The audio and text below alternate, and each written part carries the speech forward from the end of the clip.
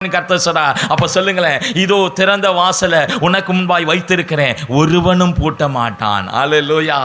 தேவன் ஒரு வாசல் உங்க கதவை உங்களுக்காக திறந்துட்டார்னா அதை ஒரு மனுஷன் உங்க வாழ்க்கையில பூட்டவே முடியாது. பிசாசு இந்த உலகத்துல என்ன செய்யறான்? நம்ம அடைத்து அவன் சிறையிருப்புக்குள்ள கொண்டு போக வேண்டும் என்று நினைக்கிறான். பிசாசு இந்த உலகத்துல என்ன நினைக்கிறான்? நம்முடைய வாழ்க்கையில எந்த பக்கம், வலது பக்கம் இடது பக்கம், ஏன் முன்னாடி பின்னாடி போக முடியாதபடிக்கு என்ன பண்றான்? நம்மை தடுத்து போடுறான். ஆனா நான் சொல்றேன், ஒரு வாசலை பிசாசு உங்களுக்கு அடைக்கவே முடியாது. என்ன வாசல் தெரியுமா? பரலோகத்தினுடைய வாசல். கையை உயர்த்தி ஒரு அல்லேலூயா சொல்லுங்களேன்.